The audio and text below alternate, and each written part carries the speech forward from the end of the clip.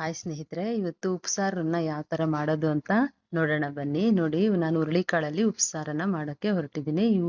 ಒಂದು ಹುರುಳಿಕಾಳನ್ನ ಒಂದು 5ರಿಂದ 6 ಅವರ್ ನೆನೆಸಿಟ್ಟಿದ್ದೀನಿ.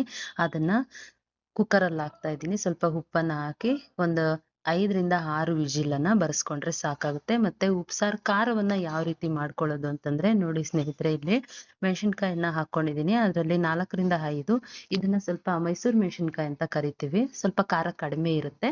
ಮತ್ತೆ ಸಣ್ಣ ಮೆಣಸಿನ್ಕಾಯಿ, ಅದು ಖಾರ ಇರುವಂತಹ ಒಂದು ಮೆಣಸಿನ್ಕಾಯಿ. ಆ ಒಂದು ಖಾರ ಇರುವಂತಹ ಮೆಣಸಿನ್ಕಾಯನ್ನ ಒಂದು 12ರಿಂದ 13 ಹಾಕೊಂಡಿದೀನಿ, ಸಣ್ಣದಾಗಿದೆ.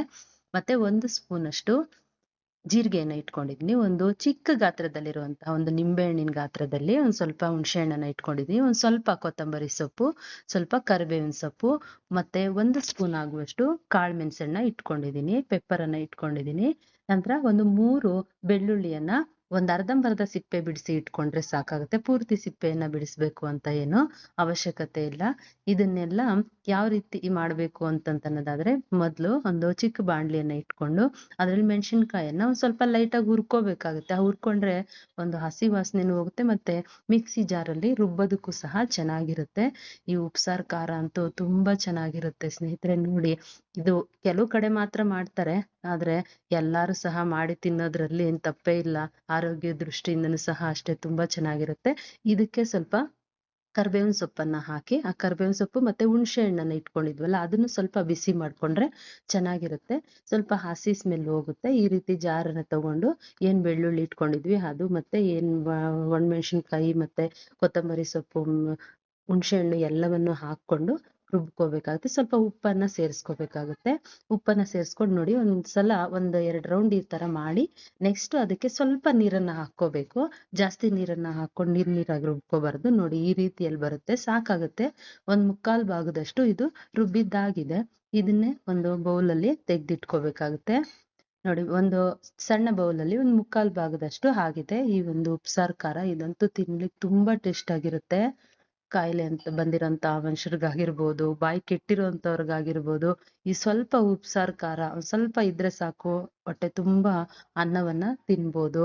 ನೆಕ್ಸ್ಟ್ ಮುದ್ದೆಗೆ ಯಾವುದೇ ಒಂದು ಸೊಪ್ಪುಗಳು, ತರಕಾರಿಗಳು ಯಾವ್ದ್ರಲ್ಲಾದ್ರೂ ಒಂದು ಉಪ್ಸಾರು ಖಾರವನ್ನ ಬೇಗ ಮಾಡ್ಕೋಬಹುದು. ನೋಡಿ, ನೀರ್ ತೆಗ್ದಿಟ್ಕೊಂಡಿದ್ವಲ್ವಾ, ಆ ನೀರಲ್ಲಿ ಒಂದು ಟೊಮೊಟೊವನ್ನ ಹಾಕಿ ಬೇಯಿಸ್ಕೊಂಡು ಒಂದ್ ಕಡೆ ಒಗ್ಗರಣೆಗೆ ಬಾಣ್ಲಿನ ಇಟ್ಕೊಂಡು ಎಣ್ಣೆಯನ್ನ ಹಾಕೊಂಡಿದೀನಿ. 1-2 ಸಣ್ಣ ಈರುಳ್ಳಿಯನ್ನ ಕುಯ್ದಿಟ್ಕೊಂಡಿದೀನಿ. ನಂತರ 3ರಿಂದ 4 ಮೆಣಸಿನ್ಕಾಯಿನ ಮುರಿದು ಹಾಕೊಂಡಿದೀನಿ. ಇದಕ್ಕೆ ಸ್ವಲ್ಪ ಕರ್ಬೇವಿನ ಸೊಪ್ಪನ್ನ ಸೇರಿಸ್ಕೊಂಡು ಒಗ್ಗರಣೆ ಮಾಡ್ಕೊಳ್ತಾ ಇದ್ದೀನಿ ಒಂದ್ ಕಡೆ. ನೋಡಿ, ಬೆಂದಿರುವಂತಹ ಟೊಮೊಟೊವನ್ನ ಈ ರೀತಿ ಮಸದು ಆ ನೀರನ್ನ ತೆಗ್ದಿಟ್ಕೊಂಡಿದ್ವಲ್ಲ, ಹುರುಳಿಕಾಳಿನ ನೀರು, ಆ ನೀರನ್ನ ಒಂದ್ ಕಡೆ ಬೇಯಿಸಿ ಅದ್ರಲ್ಲಿ ಟೊಮೊಟೊವನ್ನ ಇಟ್ಕೊಂಡಿದ್ವಿ. ನೋಡಿ, ಅದೇ ನೀರ್ಗೆ ಆ ಒಂದು ಟೊಮೊಟೊವನ್ನ ಸೇರಿಸ್ಬೇಕಾಗತ್ತೆ. ಯಾಕೆಂದ್ರೆ ಸ್ವಲ್ಪ ತಿನ್ಲಿಕ್ಕೆ ಕನ್ಸಿಸ್ಟೆನ್ಸಿ ಚೆನ್ನಾಗಿರುತ್ತೆ ಅಂತ ಹೇಳಿ ಆತರ ಒಂದು ಕನ್ಸಿಸ್ಟೆನ್ಸಿ ಲೆವೆಲ್ ಅಲ್ಲಿ ಮಾಡ್ಕೊಳ್ಳುವಂಥದ್ದು. ಮತ್ತೆ ಆ ಒಗ್ಗರಣೆ ಒಂದ್ ಕಡೆ ಹುರುಳಿಕಾಳಿಗೆ ಒಗ್ಗರಣೆ ಮಾಡ್ತಿದೀವಲ್ಲ, ಅದೇ ಸ್ವಲ್ಪ ಒಗ್ಗರಣೆಯನ್ನ ಅದಕ್ಕೆ ನಾನು ಸೇರಿಸ್ತಾ ಇದ್ದೀನಿ. ಚೆನ್ನಾಗಿರುತ್ತೆ ಸ್ಮೆಲ್ ಎಲ್ಲ ತಿನ್ನೋದಿಕ್ಕೆ. ಅದು ಒಂಥರ ಸ್ಮೆಲ್ ಅಲ್ಲ ಅಂತಂದ್ರೂ ಏನೋ ಒಂಥರ ನಮ್ಗೆ ಮನ್ಸಿಗೆ ಮುದ ನೀಡುತ್ತೆ ಆ ತರ ಮಾಡ್ಕೊಳ್ಳೋದು. ನೋಡಿ, ಹುರುಳಿಕಾಳನ್ನ ಹಾಕಿ ಫ್ರೈ ಮಾಡ್ಕೊಂಡು ಸ್ವಲ್ಪ ಕೊತ್ತಂಬರಿ ಸೊಪ್ಪನ್ನು ಸಹ ಹಾಕಿ ಅದನ್ನ ಕಲ್ಸಿಟ್ಕೊಂಡ್ರೆ ನೋಡಿ, ಉಪ್ಪೆಸರು ಖಾರ ರೆಡಿ ಆಗುತ್ತೆ. ತುಂಬಾ ಚೆನ್ನಾಗಿರುತ್ತೆ ಸ್ನೇಹಿತರೆ, ನೀವು ಸಹ ಮಾಡಿ. ಇದು ಕೆಲವು ಕಡೆ ಮಾತ್ರ ರೂಢಿ ಇರುವಂತದ್ದು, ಇದು ಎಲ್ಲಾರು ಮಾಡಿ ತಿನ್ಬೋದು. ತುಂಬಾ ಟೇಸ್ಟಿಯಾಗಿರುತ್ತೆ.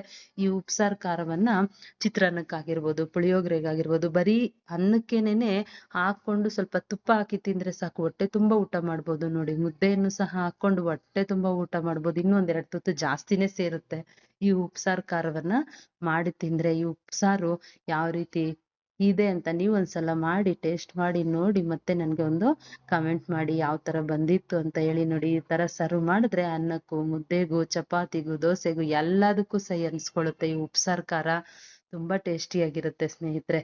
ನೀವು ಸಹ ಒಂದ್ಸಲ ಮಾಡಿ ತಿಂದು ಟೇಸ್ಟ್ ಮಾಡಿ ನನ್ಗೂ